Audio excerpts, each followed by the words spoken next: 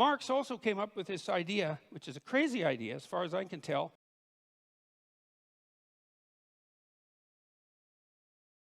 Well, what makes you think that you can take some system as complicated as like capitalist free market society and centralize that and put decision-making power in the hands of a few people, the mechanisms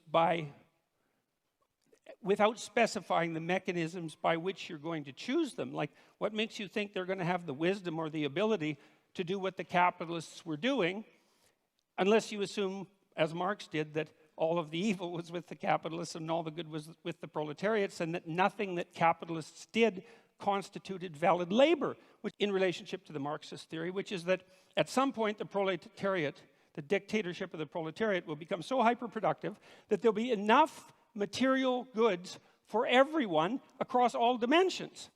And when that happens, then what people will do is spontaneously engage in meaningful creative labor, which is what they had been alienated from in the capitalist horror show, and the utopia will be magically ushered in. But there's no indication about how that hyperproductivity is going to come about, and there's also no understanding that, well, that isn't the utopia that is going to suit everyone, because there are great differences between people.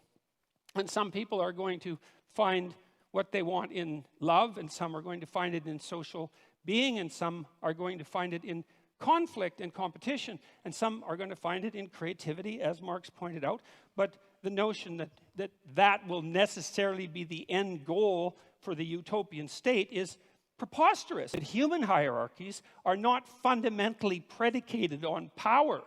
And I would say the biological, anthropological data on that are crystal clear. You don't rise to a position of authority that's reliable in a human society primarily by exploiting other people. It's a very unstable means of obtaining power. So that's a problem. Well, the people that laugh might do it that way. Should we then drop egalitarianism? No. Equality can also mean, and that's the equality I advocate, creating the space for as many as possible individuals to develop their different potentials. It is, that's my paradoxical claim, it is today's capitalism that equalizes us too much and causes the loss of many talents. See equality, this basic equality of chances, as a space for creating differences, and yes, why not, even different, more appropriate hierarchies. Furthermore, I find it very hard to ground today's inequalities, as they are documented, for example, by Piketty in his book, to ground today's inequalities in different competencies. Competencies for what? In totalitarian states, competencies are determined politically. But market success is also not innocent and neutral as a regulator of the social recognition of competencies. So where does communism, just to conclude, where does communism enter here? Why do I still cling to this cursed name when I know and fully admit the 20th century communist project in all its failure, how it failed giving birth to new forms of murderous terror? Capitalism won. But today, and that's my claim, we can debate about it, the question is, does today's global capitalism contain strong enough antagonisms which prevent its indefinite reproduction? I think there are such antagonisms. The threat of ecological catastrophe, the consequence of new technoscientific developments, especially in biogenetics, and new forms of apartheid. The second reaction is global capitalism with the human face. Think about socially responsible corporate figures like Bill Gates or George Soros. They passionately support LGBT, they advocate charities, and so on. But even in its extreme form, opening up our borders to the refugees, treating them like one of us, they only provide what in medicine is called a symptomatic treatment. The solution is not for the rich Western countries to receive all immigrants, but somehow to try to change the situation which creates massive waves of immigration. And we are complicit in this. Is such a change a utopia? No.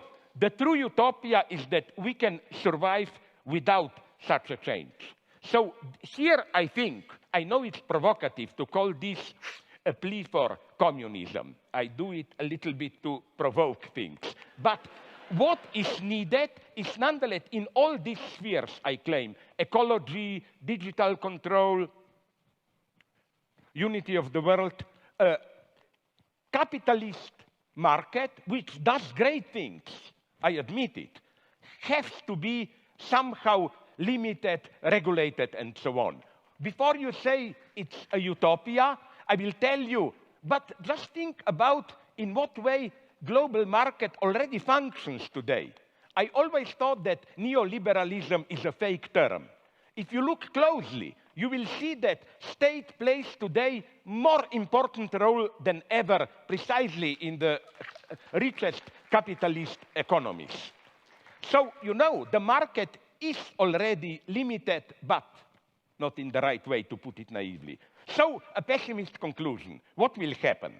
In spite of protests here and there, we will probably continue to slide towards some kind of apocalypse, awaiting large catastrophes to awaken us. So I don't accept any cheap optimism.